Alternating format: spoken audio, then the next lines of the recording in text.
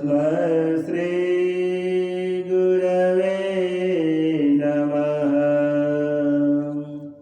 परम गुरवे नमः। परात् पर गुरवे नमः। परमात्मा गुरवे नमः। आत्मा गुरवे नमः। आदि गुरुदेव अनादि गुरुदेव अनंत गुरुदेव अखिल गुरुदेव शरण गुरुदेव शरण गुरुदेव। श्री गुरु महाराज चरणारविंद नमो नमस्ते। मंच विराजित पूज्य बाबा गण के चरण कमलों में कोटिश नमन। समवेत समादरणीय सज्जन वृंद, आदरणीय माताओं तथा भक्तिमती बहनों, आप सबों के चरणों में प्रणाम। श्री सद्गुरु महाराज की जय। एक संत हो गए मत्स्येंद्रनाथ देव जी महाराज, जिसका जन्म मछली के पेट से हुआ था और बहुत बड़े मर्मज्ञ संत हुए। एक बार मधुपुरी वृत्ति करने के क्रम में भिक्षा मांगते हुए एक माई के यहाँ पहुँचते हैं। साधु संत महात्मा कभी भी चमत्कार नहीं दिखलाते, कभी कभी उनके द्वारा कुछ हो जाता है, मौज में आ जाते हैं। झोले से एक फल निकाल करके उस माई को देते हैं, कहते हैं इस फल को ग्रहण करो, समयानुसार तुम्हें एक संतान होगा। वो माता निसंतान थी। महात्मा जी चले जाते हैं। माता जी के मन में बात आई, मेरा उम्र अब पार कर गया है, महात्मा जी का दिया हुआ प्रसाद है, अगर खा लूंगी तो इसका विफल नहीं होगा, परेशानी होगी। फिर उन लोगों से सलाह लिया गया, कहते हैं कौन महात्मा है, कहाँ के हैं, क्या होगा नहीं होगा, क्या दिया नहीं दिया, मत खाओ। और उस फल को बगल में एक गड्ढा था, जिस गड्ढे में समाज के लोग गोबर फेंका करते थे, उसे गड्ढे में डाल दिया गया। गांव समाज के लोग उसमें गोबर रखते थे, ढका चला गया।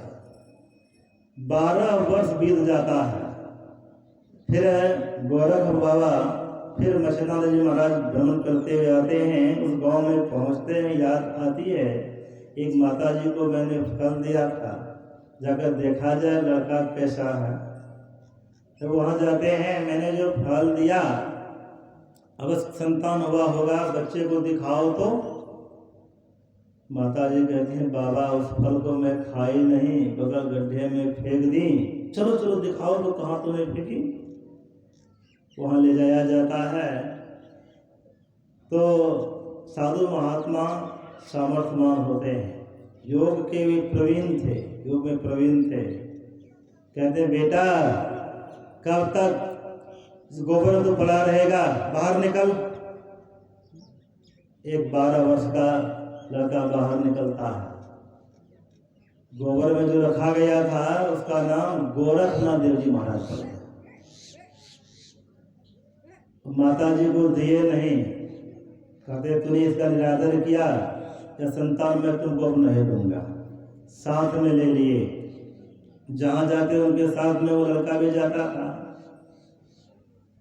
एक जगह जब जाते हैं, कहते हैं बेटा इसी जगह तुम बैठ, सामान की रक्षा सुरक्षा कर, मैं गांव से भिक्षा मांग कर आता हूँ। मछनाथ जी महाराज चले जाते हैं गांव भिक्षा मांगने के लिए।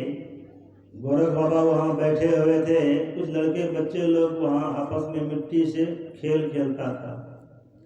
अब महात्मा जी को देखते हैं, वहाँ पहुँच जाते हैं, कहते बाबा आप मुझे हम लोगों को गाड़ी बना दीजिए। मिट्टी की गाड़ी बना दी गई, उसमें सब चीज़ जोड़ दिया गया, चक्का जोड़ दिया गया, जुआ जोड़ दिया गया। लड़के सब खुश हो जाते हैं, कहते बाबा गाड़ी तो बना दिए, इनको चलाने वाला चालक पहलवान भी बना दीजिए। तो पहलवान जो बना रहे थे गोरख बाबा, मिट्टी को थाप थूप करके जब ये सिर लगाते हैं तो उसमें श्वास चलने लग गया। लड़के बच्चे लोग भाग गए, महात्मा जी भूत बना दिए, भाग गए लड़के बच्चे लोग। तब तक गोरख मछेंद्र जी महाराज पहुँचते हैं, कहते हैं ये लड़का कौन है? कहते हैं बाबा लड़के बच्चे लोगों का ना पहलवान बना दीजिए। पहलवान जो बना रहे थे ना, मिट्टी जो ही सिर को जोड़े इसमें सांस चलना शुरू हो गया। कहते हैं तो कुछ करता भी था। हाँ, आप जो कहे थे ना जब को छोड़ना नहीं है, रास्ता चलते, काम करते, उठते बैठते, भोजन करते, यहाँ तक पखाना करते समय में भी जब नहीं छोड़ना है। मैं जब कर रहा था। कहते हैं तुम्हारा जब सिद्ध हो गया। फिर मन में बात आई बच्चे को क्या किया जाए। उसका नाम रखा गया गहनीनाथ देव जी महाराज। एक निसंतान ब्राह्मणी आती हैं, कहती है बच्चे को मुझे दे दीजिए, मैं निसंतान हूँ, यहाँ नहीं दूंगा, चलो तुम्हारे घर पर दूंगा। घर पर ले जाकर के बच्चे को दिया गया। वही बच्चा आगे चल करके गहनीनाथ देव जी महाराज के नाम से विख्यात होते हैं। और उसी नाथ पंथ में हुए विठल देव जी महाराज।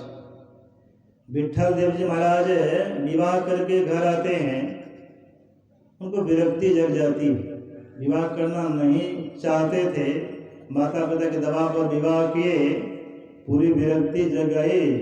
घरवार परिवार से विरक्त होकर कई साधु महात्मा कुटिया में चले गए ध्यान सत्संग के लिए। उनकी धर्मपत्नी उनको बहुत खोजती है। अभी तो मोबाइल का जमाना है, उसे मोबाइल की सुविधा नहीं थी, बहुत खोजा गया। बहुत खोजने के बावजूद कोई जानकारी नहीं, कोई पता नहीं मिला। तो धर्म की रक्षा करते हुए मर्यादित ढंग से उसी घर में रहने लग गई। कुछ दिन बीत जाता है, 5-6 वर्ष बीत जाता है। एक महात्मा जी सत्संग करने आते हैं उसी गांव में। महात्मा जी के चरणों में जाकर प्रणाम करती हैं, सारी बातें बतलाती हैं। मेरा पति मुझे विवाह करके लाया, छोड़ के न जाने कहाँ चले गए, बहुत खोजा गया, ढूंढा गया, कोई तालमेल नहीं बैठता है। अमुक रंग की मेरे पति थे, शकल बताया गया, आकृति बतलाई गई। महात्मा जी ने कहा जिस तरह का तुम बतला रही हो वैसा महात्मा तो मेरे आश्रम में रह रहा है। ठीक है, मैं जब जाऊंगा उनको भेज दूंगा। महात्मा जी आश्रम पहुंचते हैं, कहते हैं बेटा मैं तुम्हारी भक्ति से बहुत प्रसन्न हूँ, मेरे कुछ मांग है, क्या मिलेगा?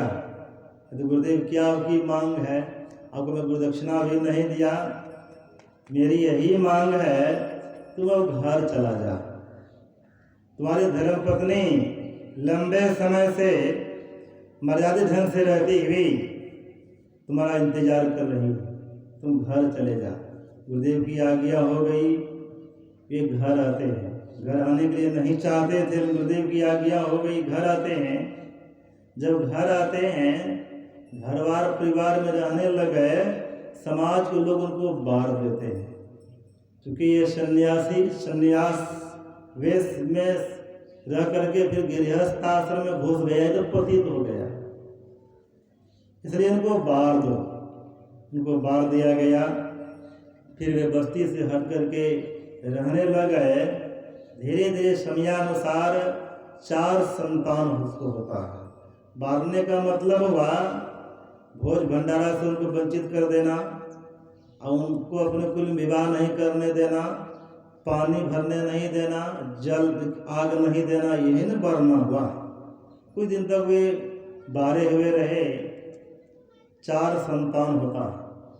पहला बेटा का नाम निवृत्ति सोपान, दूसरा निवृत्तिनाथ, तीसरा ज्ञानदेव, चौथी कन्या जिसका नाम मुक्ताबाई। चारों एकदम वेदज्ञ हो गए, पढ़े लिखे विद्वान।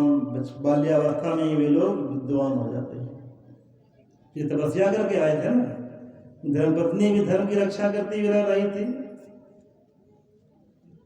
तो जब ये सब बड़े होते हैं, मन में बात आई अब समाज के बीच में जाकर के समाज से माफी मांगना चाहिए, क्योंकि कब तक बारे हुए रहेंगे। समाज के लोगों को बुलाया जाता है, समाज के लोगों को कहना हुआ तुमको पंक्ति मिला लेंगे, लेकिन दोनों पति पत्नी को जल समाधि लेना पड़ेगा।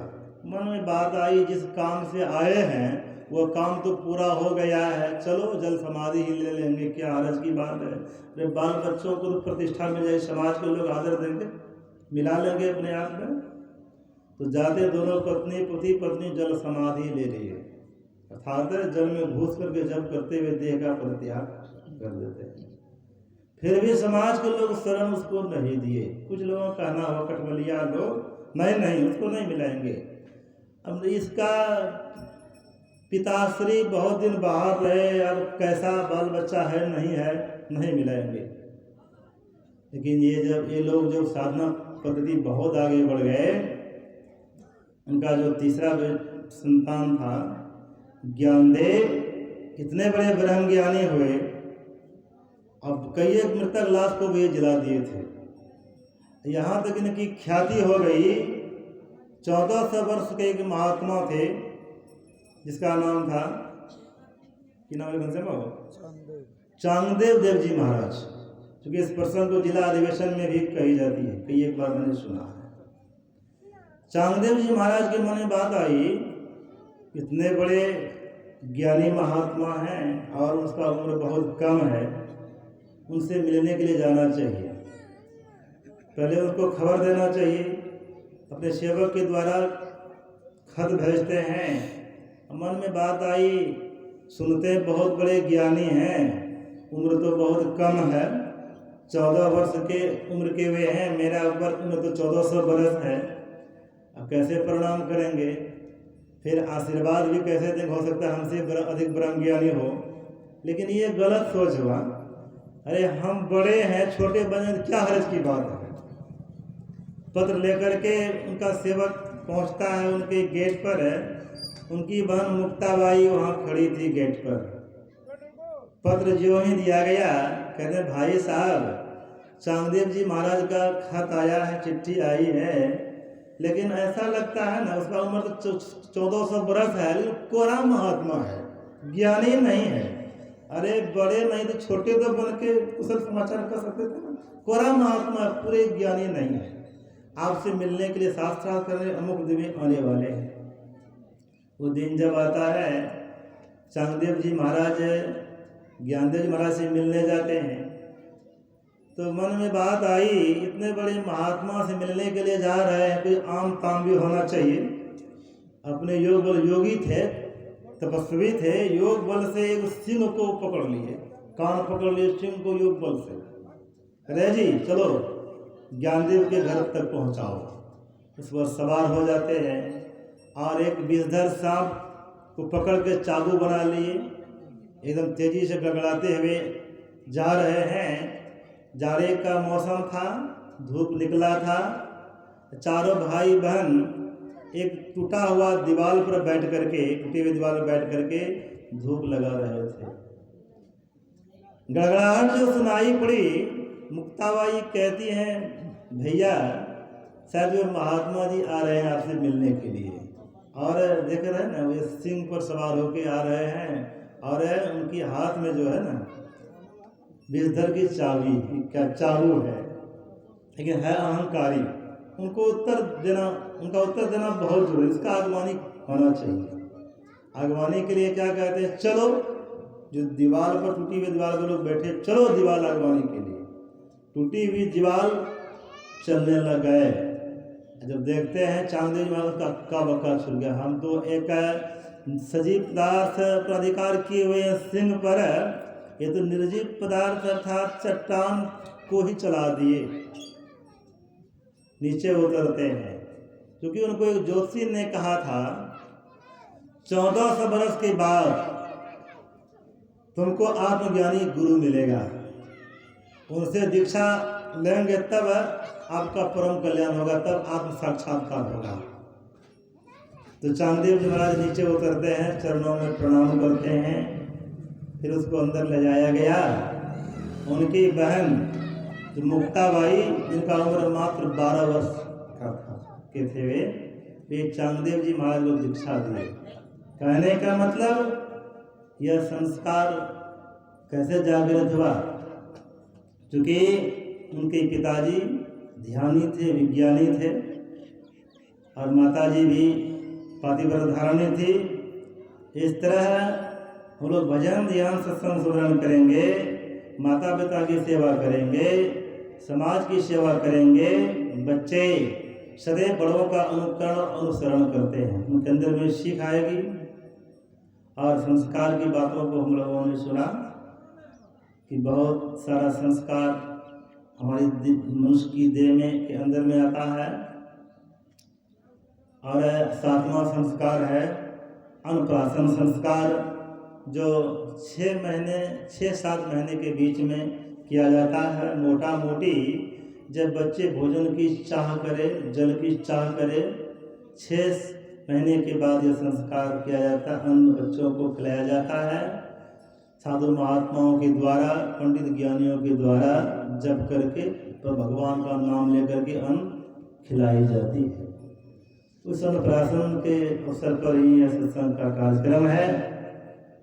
विशेष बात के लिए हमारे बीच हमारी समिति के अध्यक्ष महोदय हैं, श्री लाल बाबा हैं, कुछ स्वामी घनश्याम बाबा हैं। आगे की बातों को हम लोग पूजा वालों के मुखाबिल सुनेंगे तो अच्छा होगा। श्री सद्गुरु महाराज की जय।